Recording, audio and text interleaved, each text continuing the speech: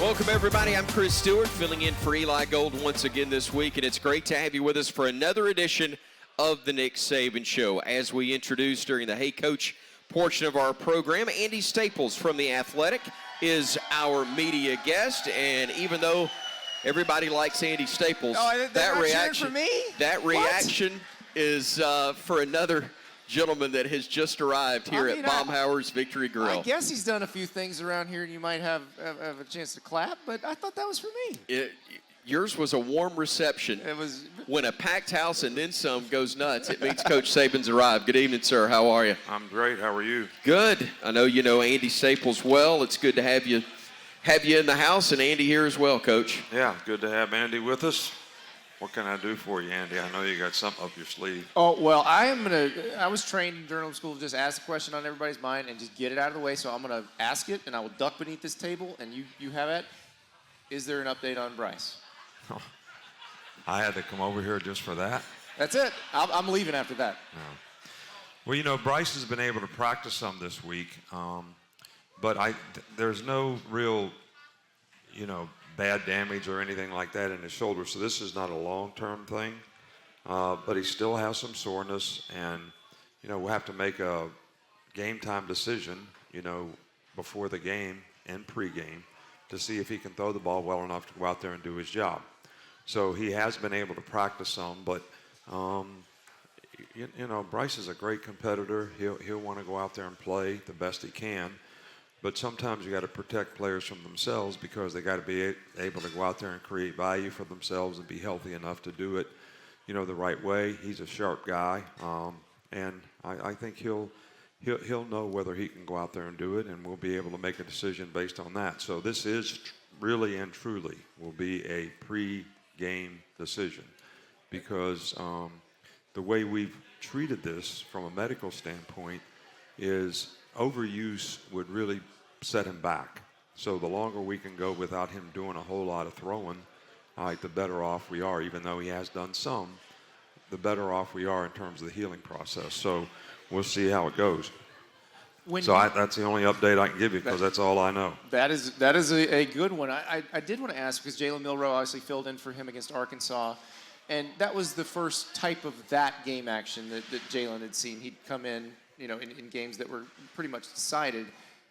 What is going through your mind when you have a quarterback who is in a game like that for the first time? What are you thinking about, and how are you trying to manage that situation?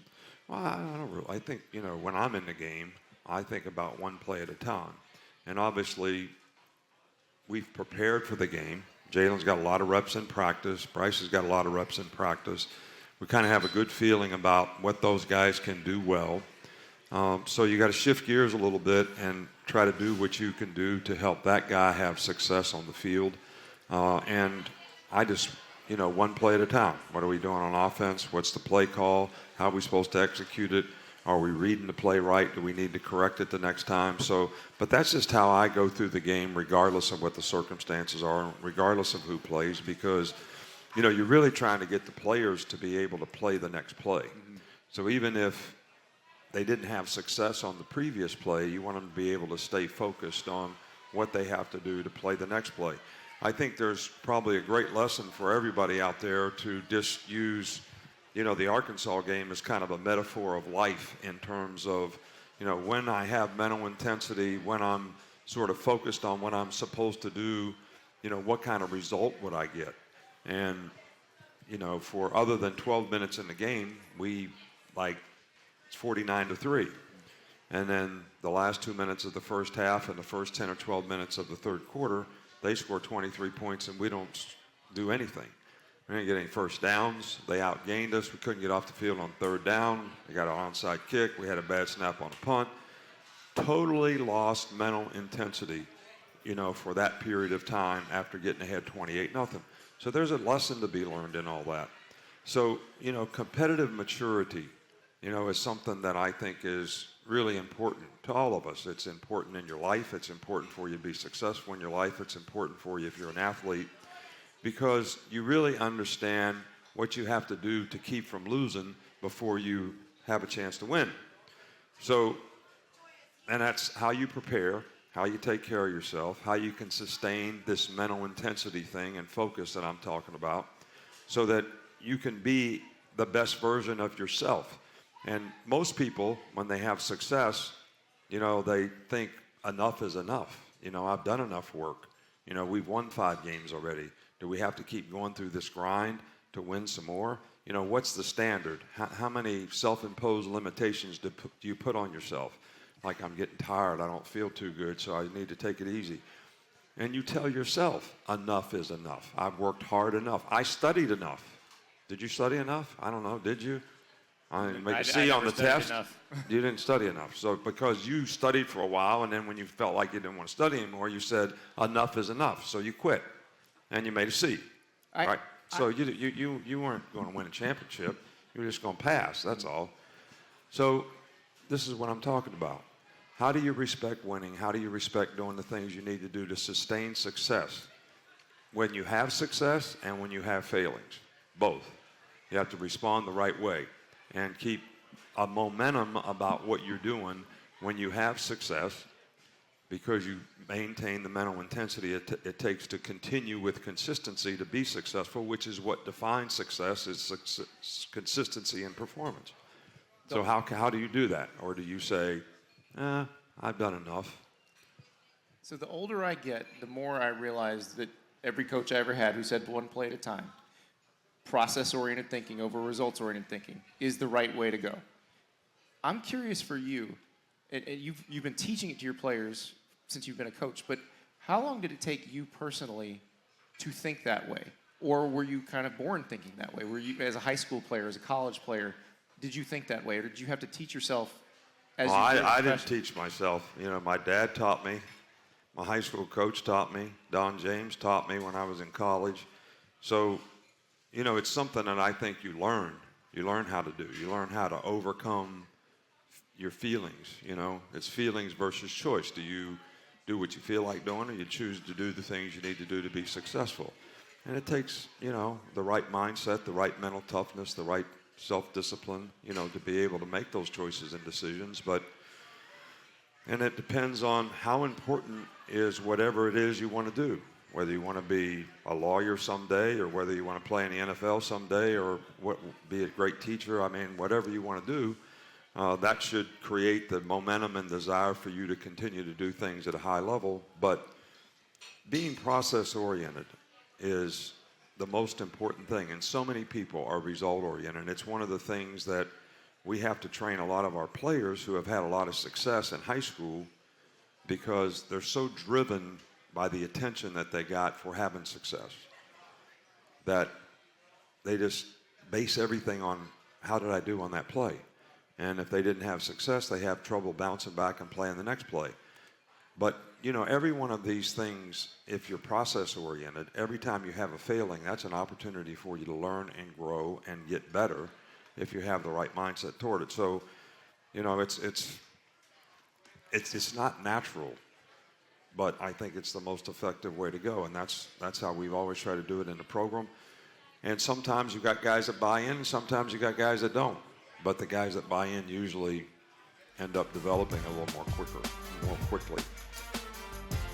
Andy Staples bringing us our first questions of the night from Alabama 811. Always contact 811 before you dig to know what's below. Call 811 or visit al811.com. Andy brought us those questions, but Pee Wee on line 1 is brought to us by Yellowhammer Brewing at 877-202. Bama Pee Wee, say hello to the coach. Coach, how you doing, sir? Doing all right, Pee Wee. How about you? I'm doing well. I got a two-part question. First part is kind of what y'all been talking about. Just wondering how the players have reacted to blocking out all of the rat poison this week, and how has their intensity and focus been this week during practice? And the second part, my offensive line, they played pretty well last week. Just wondering, how close are we coming to finding the 5 guys that play the best together as a group? I knew you'd be taking credit for the offensive line, Pee Wee. I was waiting for that. I thought that would be the first thing that you said, how well your offensive line played. Coached him up. I love that Pee Wee asked about the offensive line every time. Pee Wee knows what's up. Right. Well, let me just say this, all right, for all you people out here who don't understand rat poison.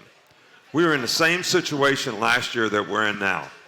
Team was 3-2. They lost a couple games they shouldn't have lost. They got a very talented team, a very dangerous team, and they come and play a great game against us, which they're capable of doing, and we didn't play very well against them because we listened to all the rat poison all week about being, favorites and this and that, and everybody criticizing them and what they done. But it doesn't matter. It's what we do. It's how it goes back to that same thing. It's you versus you. It's not really about your opponent. It's about what you do to get ready to play and be the best player that you can be, and not listen to all these external factors that affect players. Now, we started out the week really, really well, and we've tried to get the players to maintain the intensity through all the noise, that's out there, which I don't even listen to. But that doesn't help you play well. It doesn't help you have the right mindset. It doesn't help you. You got to have respect for what it takes to win.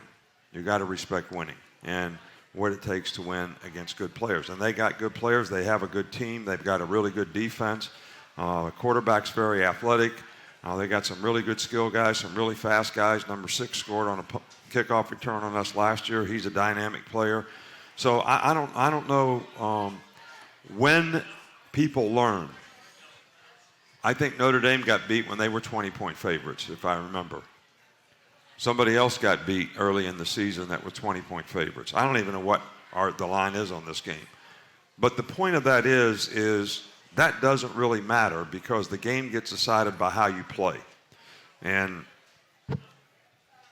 players have to focus on the right things so that they can go out there and play and not take it for granted that just because people say things and give their opinions, which all these people that give opinions, no disrespect to the media folks that are disrespect here, away. all right, is you all don't have to be accountable for what you say.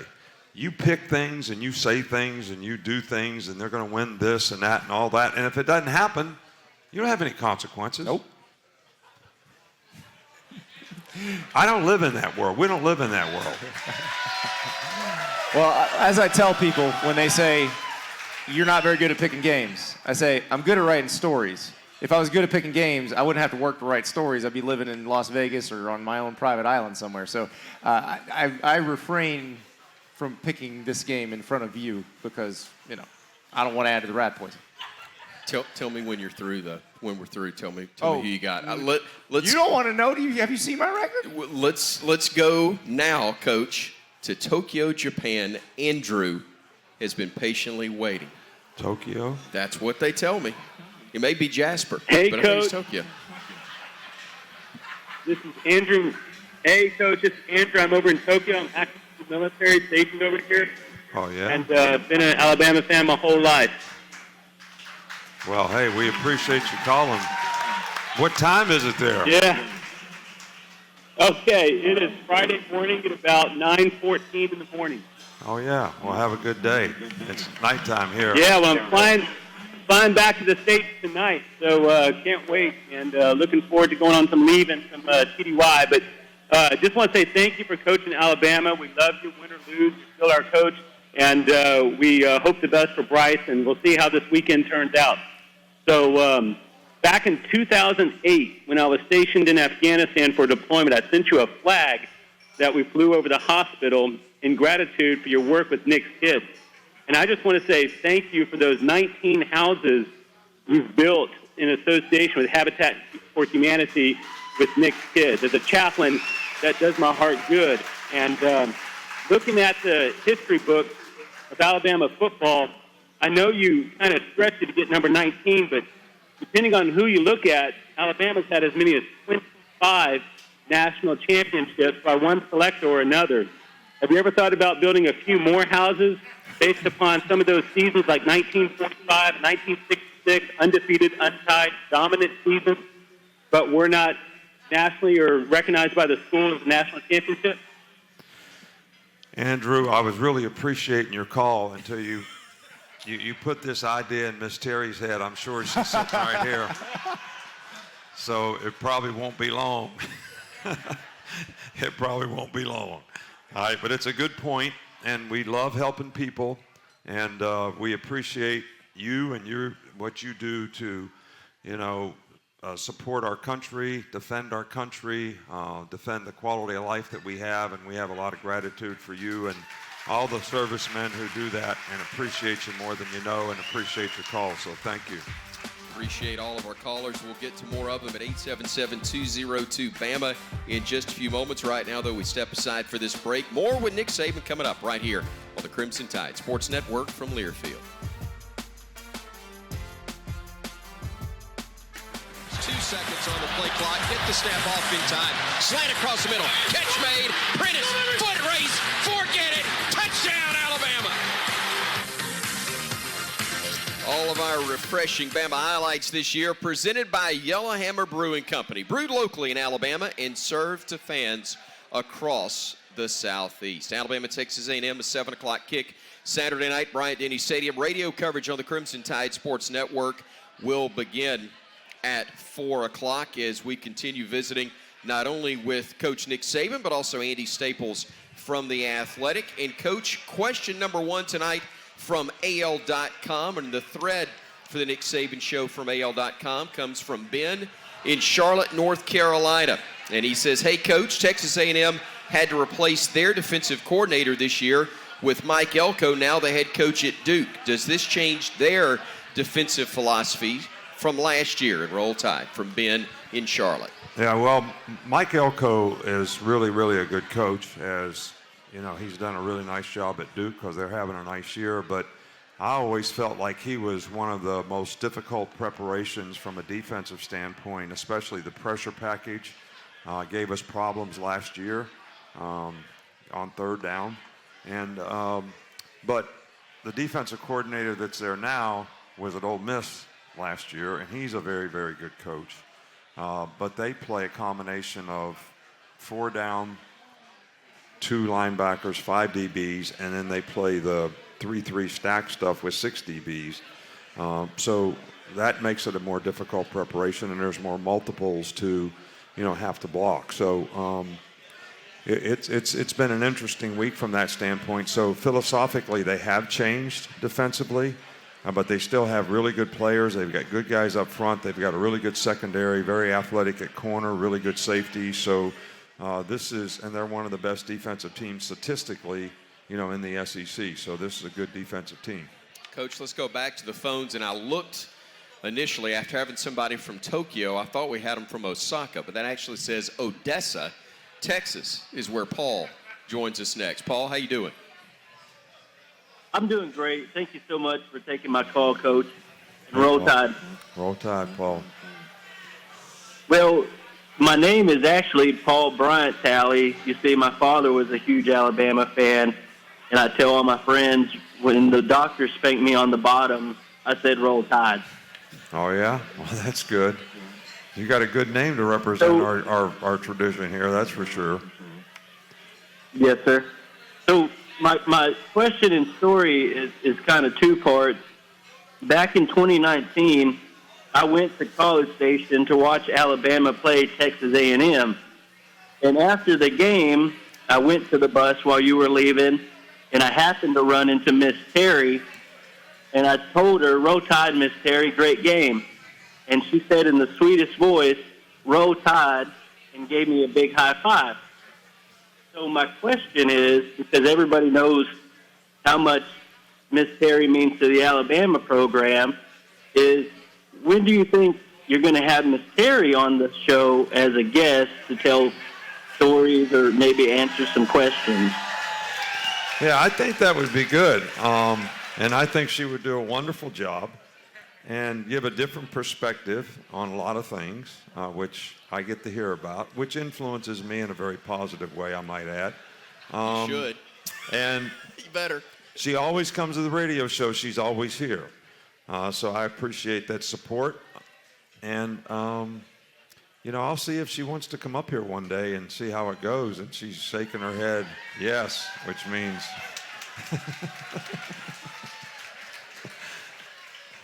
When Eli's able to, he's back in this seat.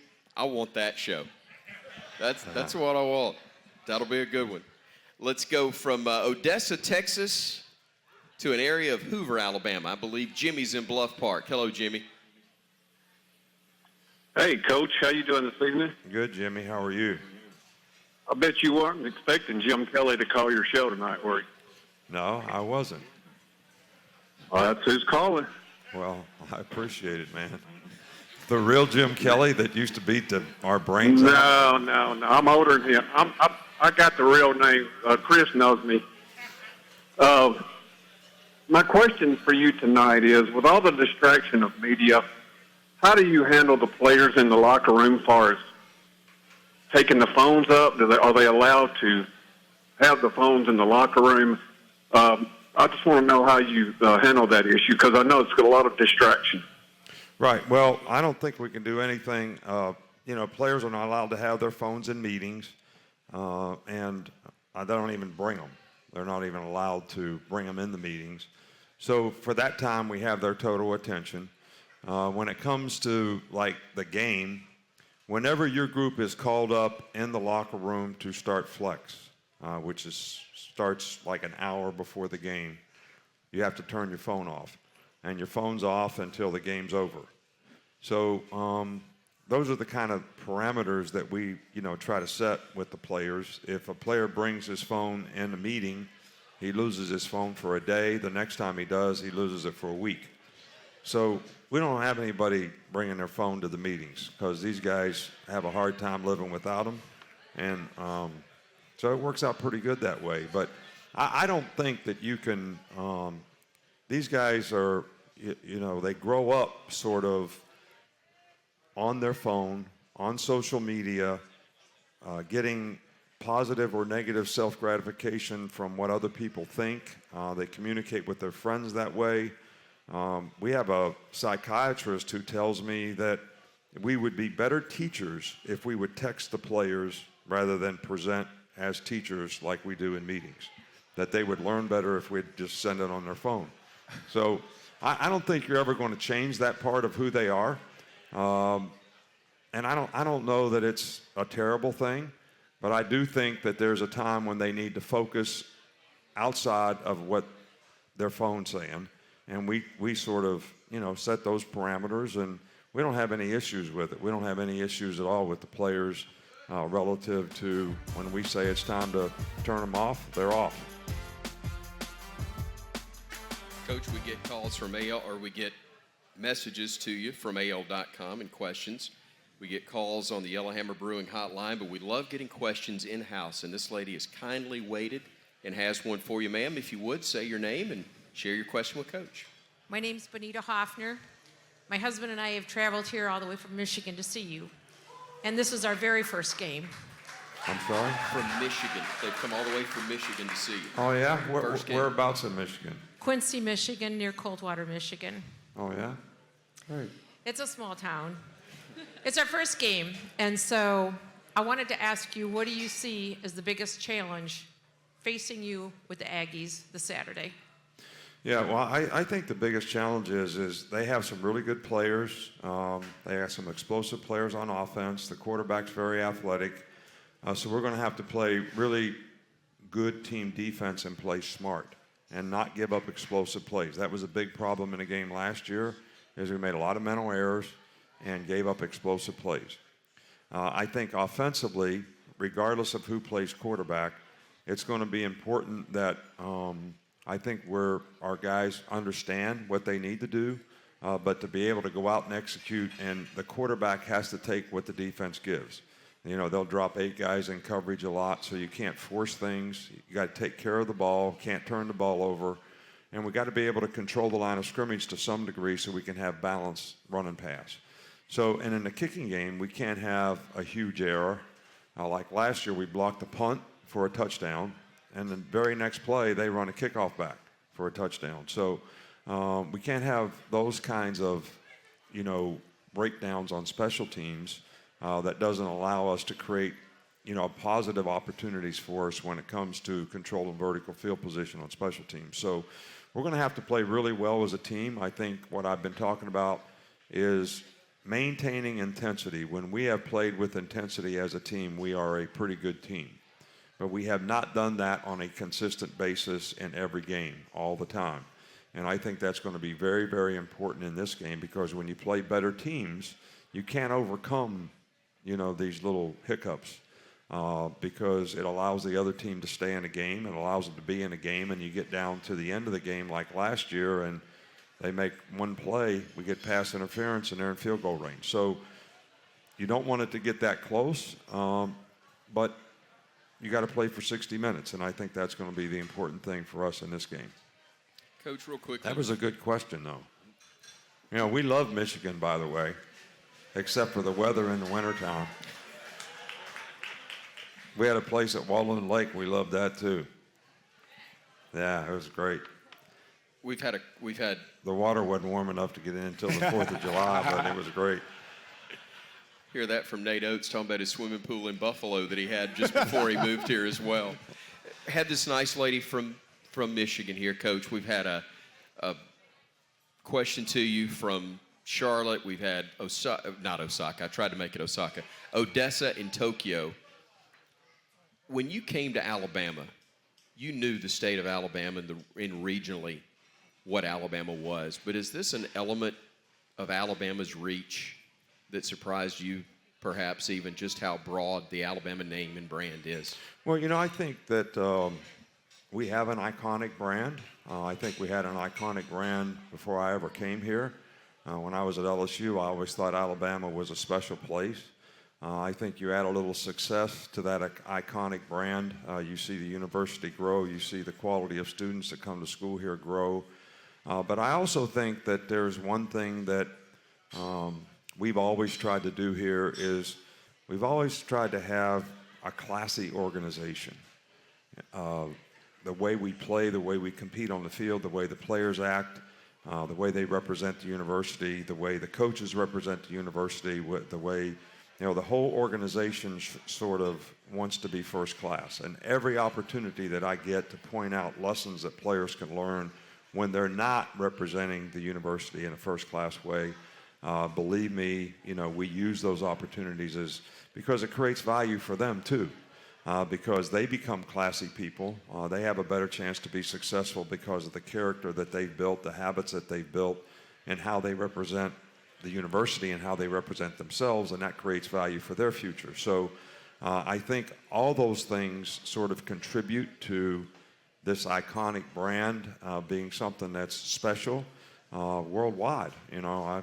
I talk to people in Europe who, watch our games, and they're very interested in what goes on, and I don't think sometimes, people realize, how many people actually watch our games. I mean, we've had 2 games so far this year that have been the #1 rated games on TV, the Texas game and last week's Arkansas game, of all the games that were played. So there's a lot of national interest because of the iconic brand.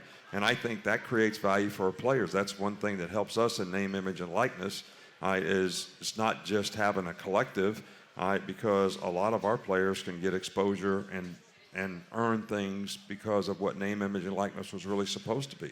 And that's because of the brand that they create, and people want them to represent their brand, which players need to understand how that creates value for them as well. An example of that national reach, the fact that Andy Staples is our guest college football writer for The Athletic. We'll hear more from him. We'll hear more from you as well as we continue here at Baumhauer's Victory Grill.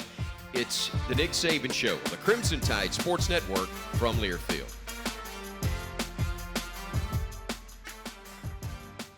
Milroe will step up. He will run it. He will get to the 25, 30, 35, 40. First down. Still on his feet. Foot race. Milroe 40. Milroe 30. 20. One man to beat. He gets into the end zone. No. They're going to spot him out at the 3-yard line. But what a play. Jalen Milroe tried to tightrope it the last 3, but he stayed alive long enough to quiet this crowd. He did everything but score on that play as we welcome you back to more of the Nick Saban Show live from Baumhauer's Victory Grill here in Tuscaloosa. I'm Chris Stewart filling in for Eli Gold.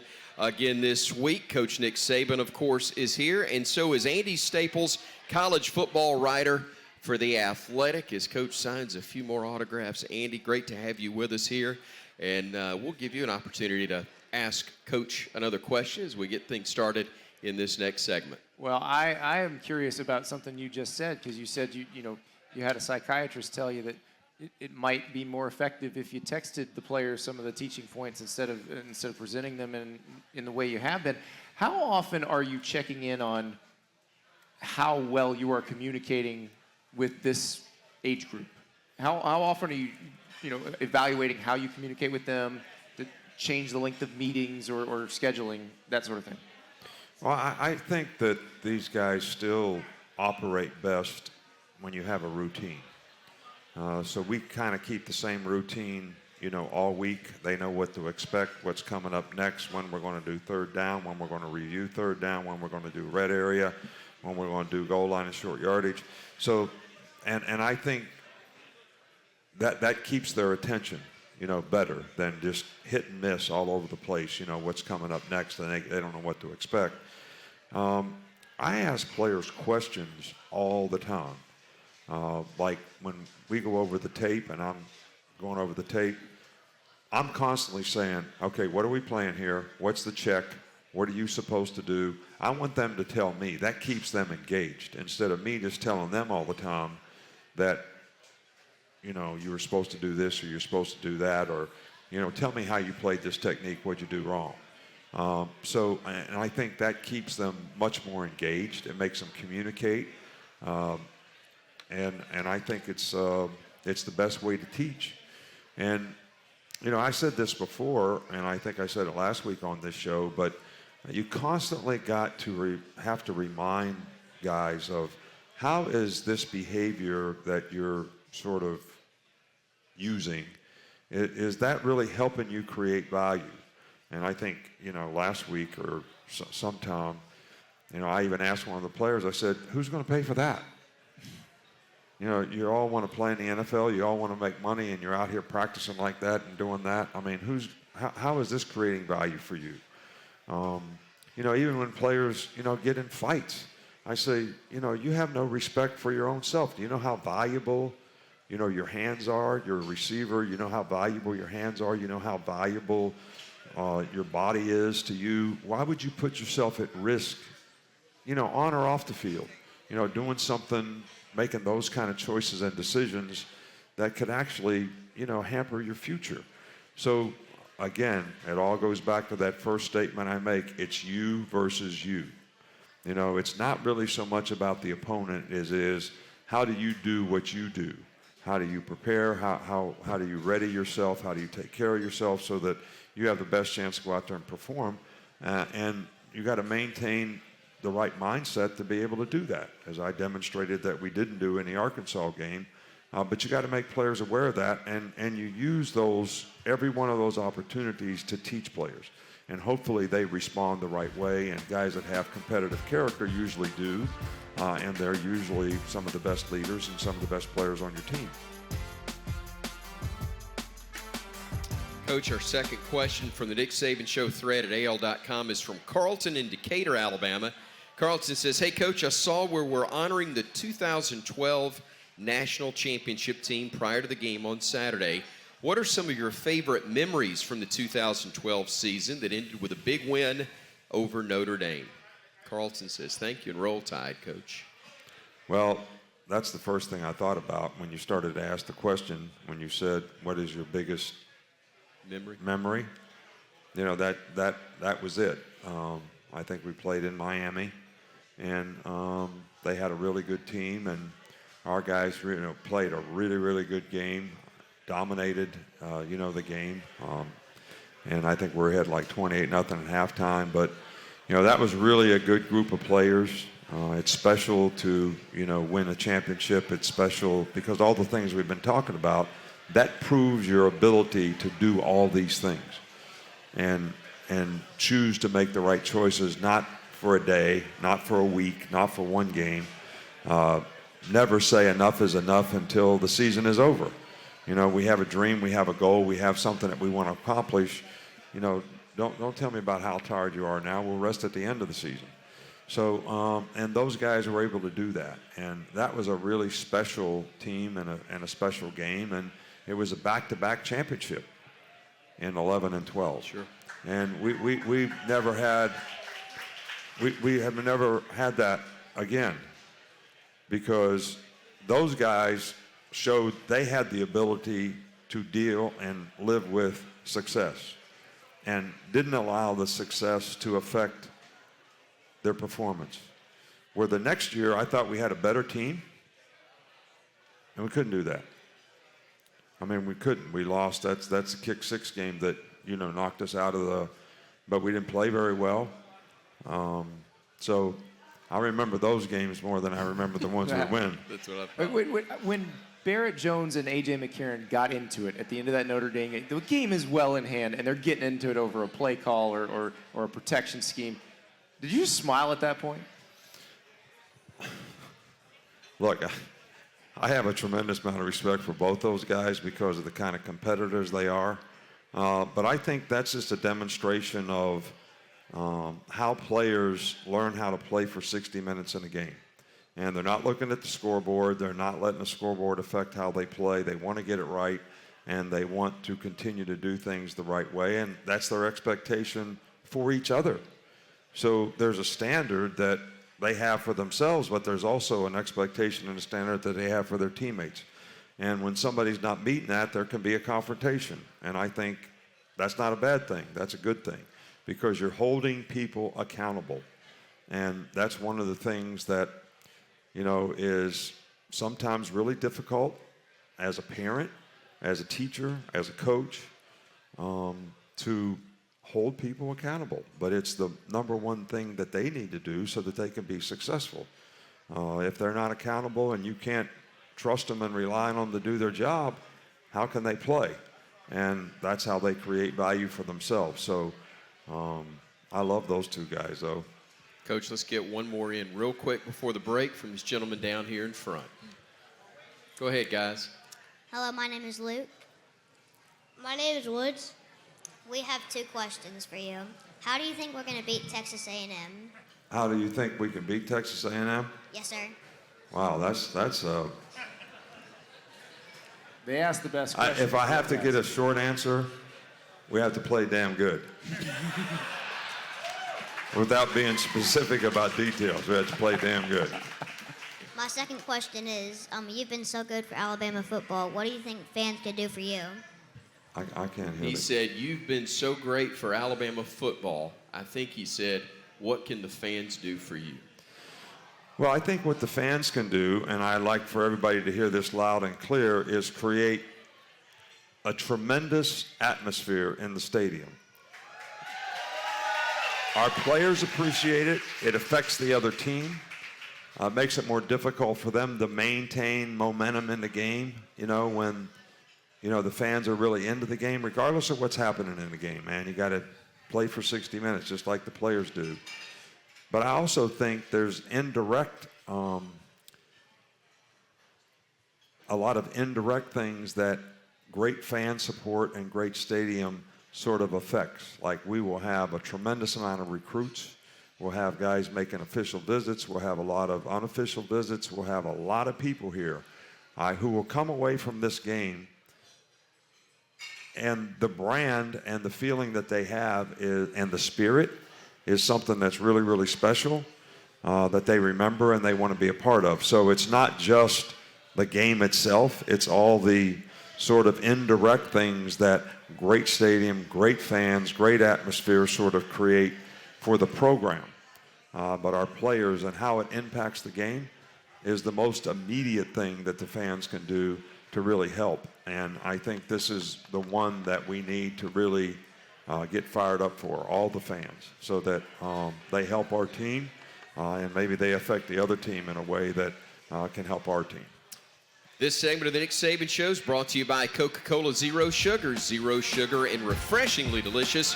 Is Coca-Cola Zero Sugar the best Coke ever? Find out for yourself. We wrap it up with the coach next on the Crimson Tide Sports Network from Learfield.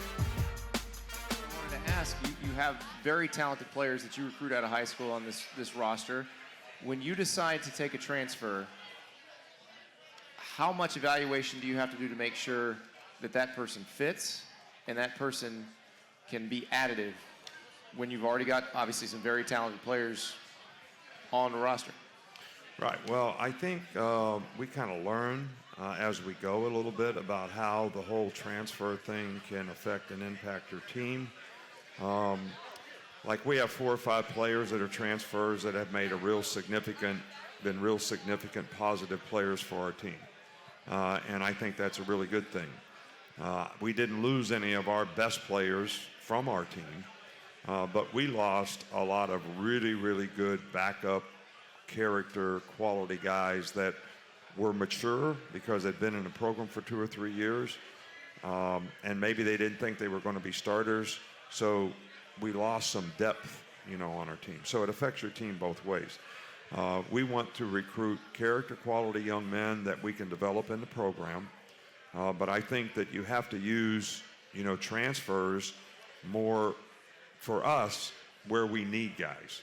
Like if we really need a receiver, or we really need a offensive lineman, or we really need a DB, or whatever position it is, and we feel like because of the guys that we lost, the guys that went out for the draft, it's created a little sort of need on our team at that position, then we actually go out and evaluate, guys in the transfer portal just like we do high school players. And if we find somebody that we think is what we're looking for, then we really do try to connect with what is their character, what kind of people are they, and are they going to fit into the culture here of how we do things. And I think that's important. But one of the best things that our players here do that I don't think they get any credit for is they do a great job of embracing new players when we bring them into the program. Do a fantastic job of that. Like, we have 4 or 5 of these transfers that come in, and instead of guys saying, oh, that guy might be taking my job, they embrace those guys because I think our players really want to win, and they love it when good players come in, and they've seen how many good, even freshman players that we've had that come in and contribute. We got a couple of freshman receivers contributing, and we got a freshman offensive lineman. Jaheim Otis is starting on defense. So, those guys have made our team better. So our players really do a great job of embracing those guys and help those guys develop in a way that gets them more ready to play. Coach, you got the final word, and as always, your final word is presented by Mercedes-Benz. Well, as always, the media sort of makes things out to be some kind of way, and I've been asked various questions this week by the media about, well, this was supposed to be back in the spring. This was supposed to be the big game, and it's not as big a game now. And it is a big game. This is a really big game for us. This is a really, really important game for our team in their development, as well as anytime you're playing somebody in your division, it's like 2 games, because they win the tiebreaker if they beat you. So we really have to do a great job, and we need to have a great stadium and great support of our fans and everyone around to impact this game in a very positive way for our players. This group has done a nice job of making progress. We still have room to develop and grow, which they're all focused on trying to do. But I think a show of your support would really enhance their ability to have a chance to really be successful in this game. Coach, always appreciate the time. Best of luck this weekend. Thank you very much. Appreciate you. Head coach Nick Saban with us. Of course, Hey Coach and the Nick Saban Show are presented by Alpha Insurance. Protect your car's home, life, and business with Alpha. Get a quote or find a local agent at alphainsurance.com.